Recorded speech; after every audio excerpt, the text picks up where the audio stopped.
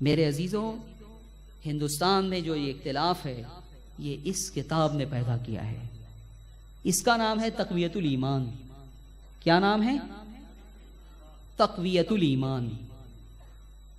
اور یہ کتاب لکھی ہوئی ہے مولوی اسماعیل دہلوی کی. اس وقت نہ مدرسہ دیوبند بنا تھا، نہ مدرسہ دیوبند کے علماء تھے، نہ اعلیٰ حضرت بریلی میں پیدا ہوئے تھے. اعلیٰ حضرت سے بھی بہت پہلے کی بات میں کر رہا ہوں. یہ کتاب لکھی مولانا اسماعیل دہلوی نے، جو شاہ ولی اللہ محدث دہلوی کے پوتے تھے اور شاہ عبدالعزیز محدث دہلوی کے بھتیجے تھے.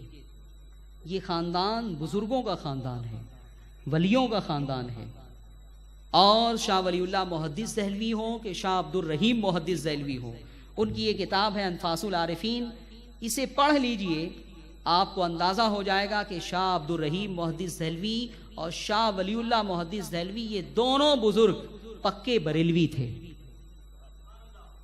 ایسے ایسے عقیدے، بزرگوں کی کرامت، کشف، تصرفات کے واقعات لکھے ہوئے ہیں کہ دیوبندیت اور سلفیت ایک لمحے کے لیے بھی اس کی تائید نہیں کر سکتی ہے. ان کے یہاں وہ شرک ہے اور شاہ ولی اللہ سب کچھ لکھ رہے ہیں، ہمارے یہاں شرک نہیں ہے. اس طرح سے شاہ ولی اللہ نے اس کتاب کے ذریعے سے ثابت کر دیا کہ میں بھی جو ہے وہ پکا بریلوی ہوں، میں بھی بریلوی ہوں. بہرحال انہی کے بھتیجے تھے شاہ اسماعیل دہلوی. ولی کے گھر میں ایک بدترین شخص پیدا ہوا. یہ کتاب انہوں نے لکھی.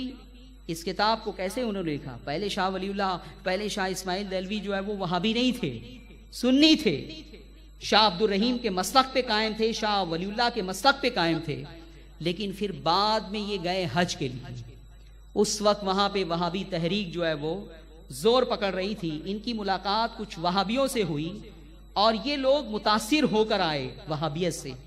یہ بات میں اپنی طرف سے نہیں کہہ رہا ہوں، دیوبندیوں کے بہت بڑے مورخ ہیں مولوی اکرام، انہوں نے جو ہے موج کوثر، رود کوثر، کئی کتابیں لکھی ہے. موج کوثر میں انہوں نے یہ حقیقت بیان کی ہے کہ شاہ اسماعیل دہلوی جو ہے وہ حج کے لیے گئے، وہاں وہابیوں سے ملاقات ہوئی، ان سے جو ہے وہ صحبت رہی اور اس کے بعد پھر وہ ان سے متاثر ہو آئے. اور آنے کے بعد کیا ہوا؟ پہلے وہ نماز میں زور سے آمین نہیں کہتے تھے، یہاں آنے کے بعد زور سے انہوں نے آمین کہا. پھر اس کے بعد جو ہے وہ بہت ساری باتیں جو ان کی تھی آ کے اسے اختیار کر لیا اور پھر اس کے بعد یہ کتاب لکھی. یہ کتاب انہوں نے لکھی. اس کتاب میں آقا علیہ الصلوۃ والسلام کی شان میں توہین اور گستاخی کی گئی، جگہ جگہ توہین اور گستاخی کی گئی. رفع زبان انبیاء اور اولیاء کے لیے استعمال کی گئی. اور اس کے بعد ان کو یہ احساس تھا کہ ہندوستان کے مسلمان اسے ہرگز برداشت نہیں کر سکیں گے.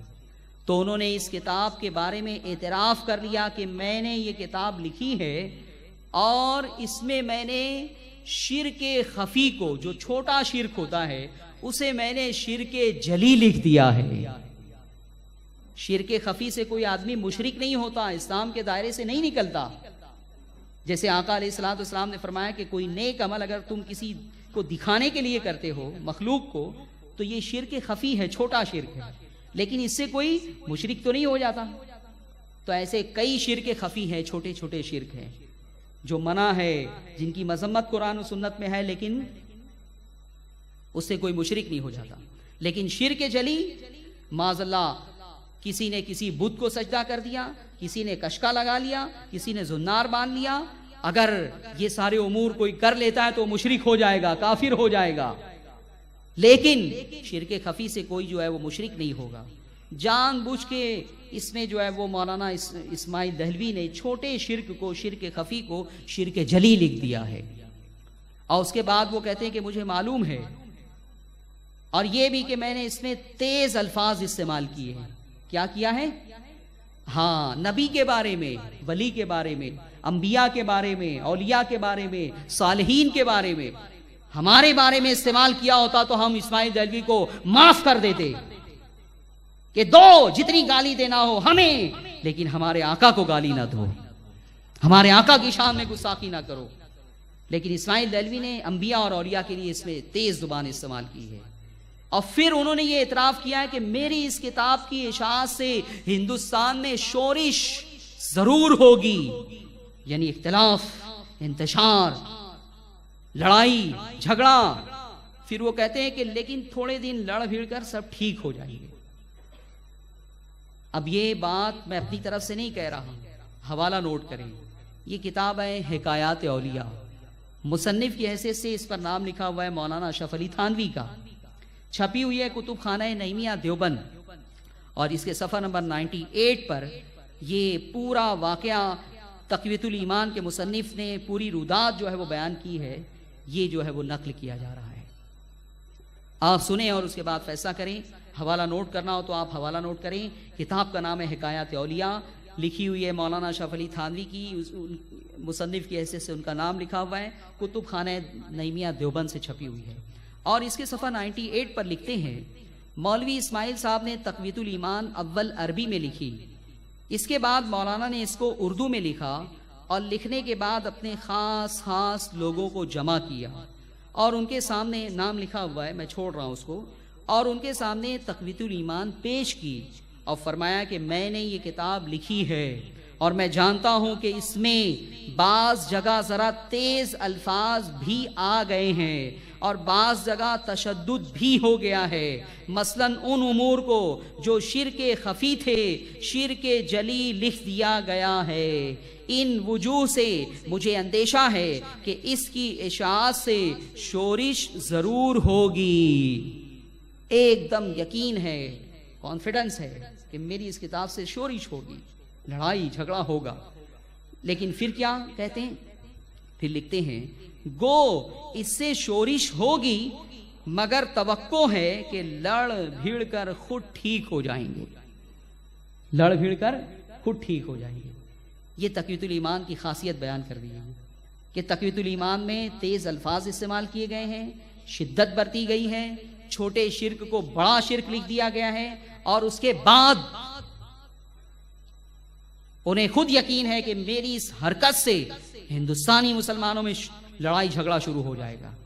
لیکن وہ مطمئن تھے کہ تھوڑے دن لڑیں گے مسلمان، پھر ٹھیک ہو جائیں گے۔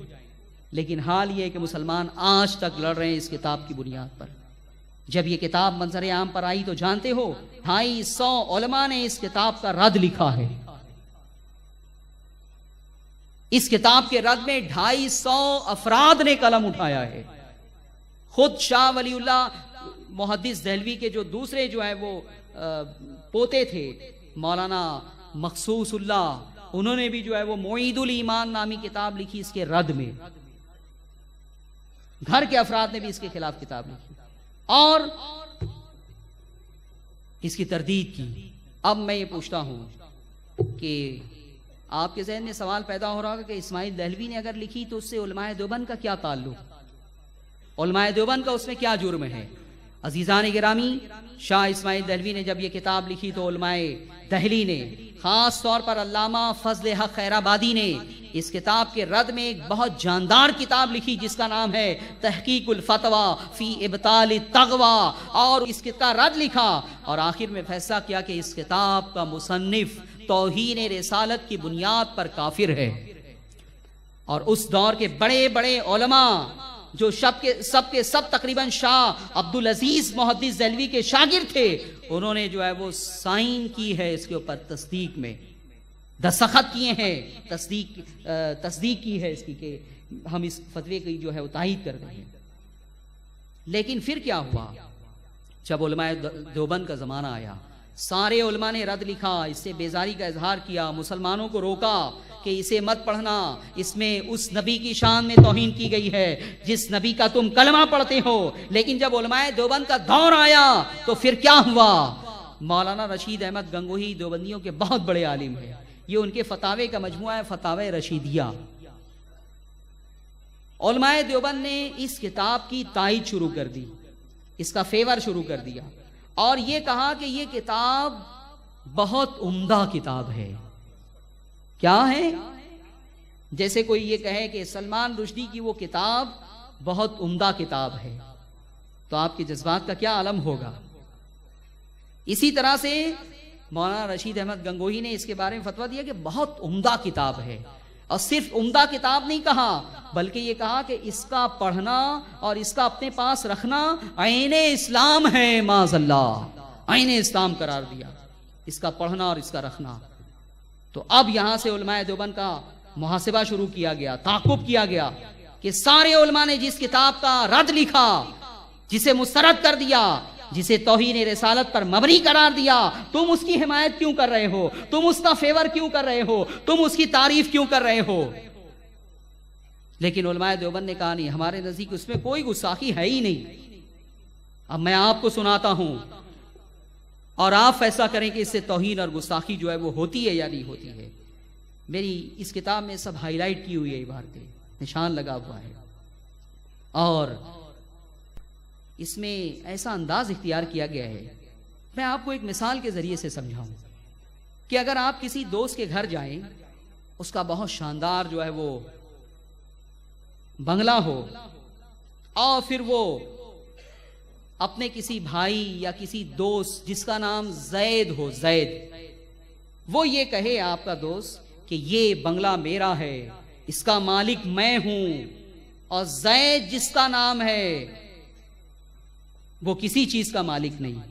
اگر آپ یہ سنیں گے اپنے دوست کی زبان سے فرسٹ ٹائم تو آپ بہت لائٹ لیں گے، آپ یہ سمجھیں گے کہ شاید کچھ اختلاف ہوگا زید سے، اسی لیے اس انداز میں بات کر رہا ہے۔ لیکن پھر آپ اس کے یہاں جائیں اور پھر جو ہے وہ اسی انداز میں وہ ذکر کرے کہ میں جو ہے وہ یہ ہوں، کچھ تمہیں مانگنا ہونا تو مجھ سے مانگنا، میں بہت امیر آدمی ہوں، وہ شخص جس کا نام زید ہے اس سے کچھ مت مانگنا۔ دوبارہ جب وہ تذکرہ کرے گا اب آپ کی بتی جلے گی، اب آپ کو یقین ہو جائے گا کہ یہ زید کا تذکرہ اس انداز میں کیوں کرتا ہے۔ آپ نہیں جانتے زید کو، لیکن اگر وہ تذکرہ کرے گا تو آپ سمجھ جائیں گے کہ اس کو جو ہے اس سے کوئی الرجی ہے، کوئی عداوت ہے، کوئی دشمنی ہے، کوئی ڈسپیوٹ ہوگا یا نہیں۔ یہ بات فطری طور پہ آپ محسوس کریں گے یا نہیں؟ میرے عزیزوں اور میرے دوستوں، افسوس کے ساتھ امت کے سامنے میں جو ہے وہ یہ بات لا رہا ہوں کہ شاہ اسماعیل دہلوی نے اس کتاب میں آقا علیہ الصلوۃ والسلام کے لیے بالکل یہی لینگویج استعمال کی ہے۔